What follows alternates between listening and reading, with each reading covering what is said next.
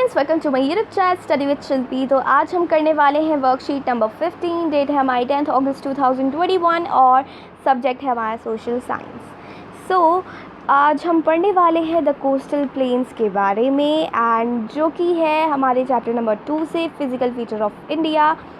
तो चलिए स्टार्ट करते हैं।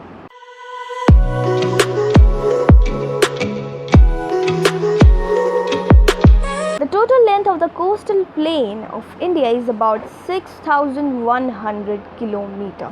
तो जो इंडिया का जो कोस्टल प्लेन है उसकी लेंथ है 6,100 kilometres. The plains lie between the peninsular plateau and the oceanic region। सो ये जो प्लेन्स है ये लाई करते हैं पेनिनसुलर प्लेट्यू और ओशनिक रीजन के बीच में। जैसे अगर हम रफ मैप बनाएं इंडिया का, तो इस पार्ट को क्या बोलते हैं, पेनिनसुलर प्लेट्यू। और यहाँ पर जो होता है, यहाँ पर दोनों साइड पानी होता है, वाटर होता है। तो यहाँ पर तो आता है बे ऑफ बंगाल, ठीक है, बे ऑफ बंगाल, ठीक है। और यहाँ पर क्या आता है, अरेबियन सी, ठीक है। तो ओशनिक रीजन और पेनिनसुलर प्लेट्यू के बीच में ये जो कोस्टल प्लेन है वो लाई करते हैं, होते हैं। तो इन कोस्टल प्लेन्स को डिवाइड किया गया है दो पार्ट्स में। पहला तो है वेस्टर्न कोस्टल प्लेन और दूसरा है ईस्टर्न कोस्टल प्लेन। ओके, तो इन दोनों के बारे में अभी हम पढ़ने वाले हैं। पहले पढ़ते हैं ईस्टर्न कोस्टल प्लेन के बारे में। तो ईस्टर्न कोस्टल प्लेन जो है लोकेट करता है between Eastern Ghats and Bay of Bengal. तो जैसे अगर हम रफ मैप बनाएं तो उसमें देखेंगे कि यहाँ पर आता है ईस्टर्न घाट, ठीक है।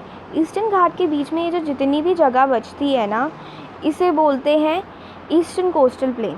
और यहाँ पर आता है bay of Bengal. It has two parts.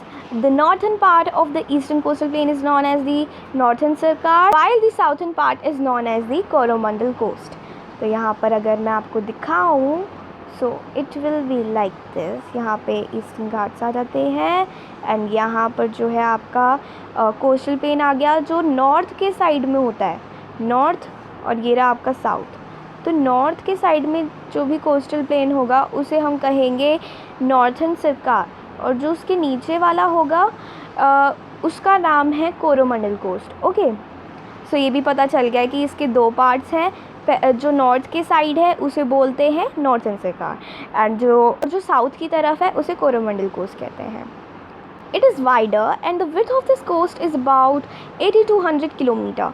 तो इसकी जो विड्थ है, पहली बात तो ये है कि ये जो है ईस्टर्न कोस्ट वो वाइड है, बड़ा है, एंड उसकी जो विड्थ है वो है 80 to 100 किलोमीटर। और इसमें बहुत सारी रिवर्स जो हैं ड्रेन करती है, जैसे कि Mahanadi, the Krishna, the Godavari etcetera. तो वो सारी क्या बनाती हैं, मिलकर डेल्टा बनाती है। डेल्टा क्या होती है, जब एक रिवर स्ट्रीम आती है और फिर वो अपने आप को ना कुछ रिवर स्ट्रीम्स में डिवाइड कर लेती है जब वो ड्रेन होने वाली होती है, ठीक है। ये भी पता चल गया। The Chilika lake is the largest salt water lake located in the state of Orissa. तो जो छिल्का लेक है वो लार्जेस्ट सॉल्ट वाटर लेक है जो कि स्टेट ऑफ उड़ीसा में मिलती है, ठीक है। अब पढ़ते हैं वेस्टर्न कोस्टल प्लेन के बारे में। The western coastal plain is located between the Western Ghats and the Arabian C.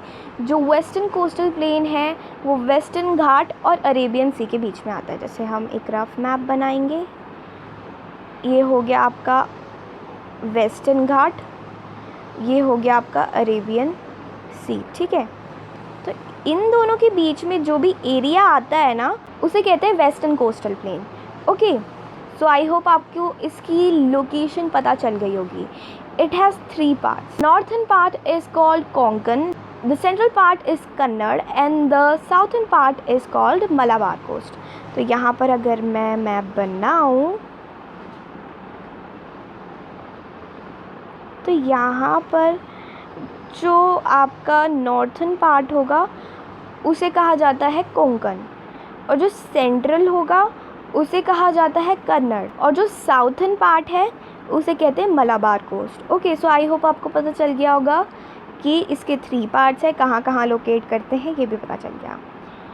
It is narrower its average width is only between 10 and 15 kilometre. ये जो है नैरो है थोड़ा, जैसे अगर आप देखो तो आपने देखा होगा कि मतलब आपने पहले वाली वर्कशीट्स में पढ़ा होगा कि जो वेस्टर्न घाट है इस तरफ कंटिन्यूस है एंड इस तरफ थोड़ा सा अनकंटिन्यूस है, कि यहाँ घाट है और यहाँ घाट नहीं है और यहाँ पे बच गया, तो ऐसे होता है।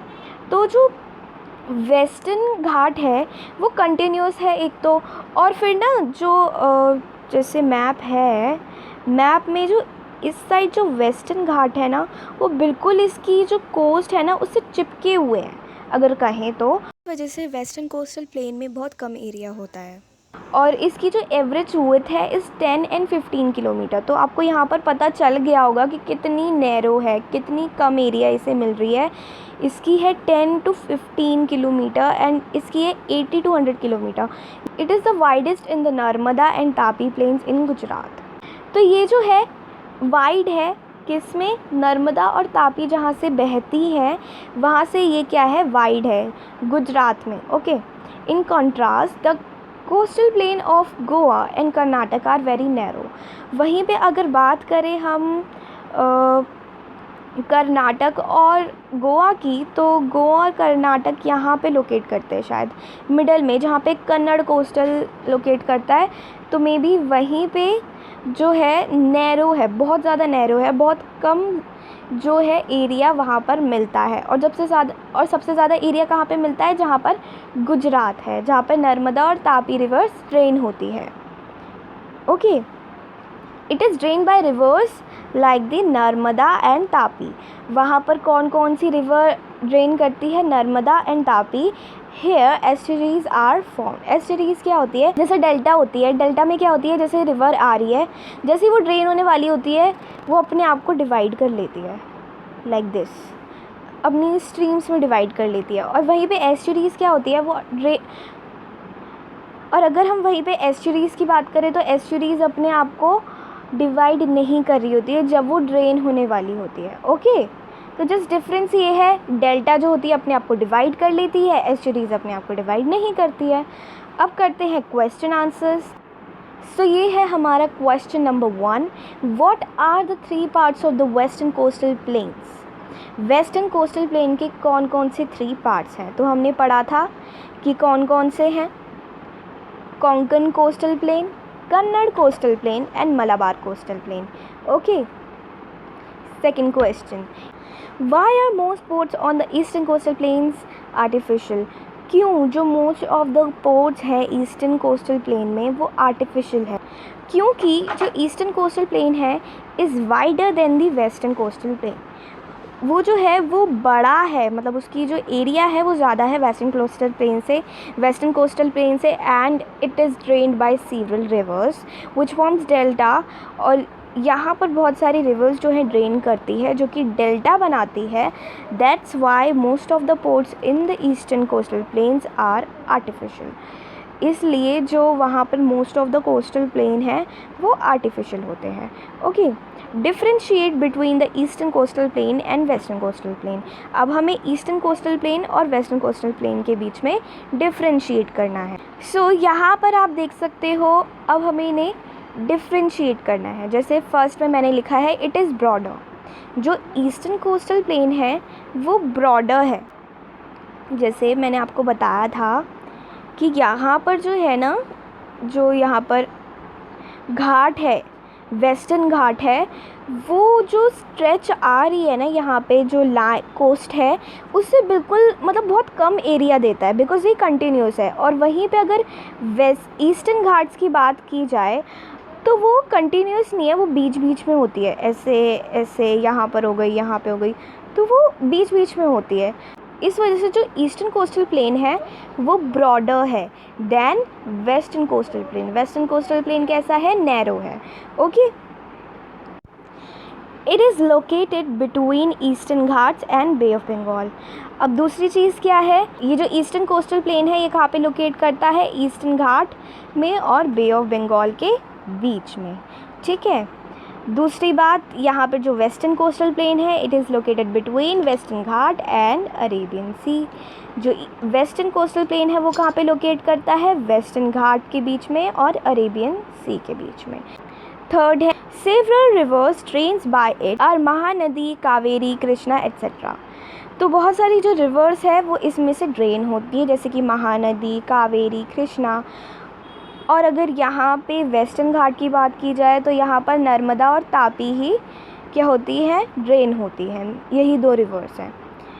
अब यहाँ पर अगर बात की जाए कि ये क्या बनाती हैं, तो यहाँ पर जो रिवर्स ड्रेन करती हैं तो जो ईस्टर्न कोस्टल प्लेन है वहाँ पर डेल्टा बनाती हैं जो रिवर्स हैं। वहीं पे जो वेस्टर्न कोस्टल प्लेन है वहाँ पर रिवर्स जो हैं वो एस्चुरीज बनाती हैं। ओके, सो आई होप आपको आज की वर्कशीट अच्छे से समझ आ गई होगी। Thanks for watching.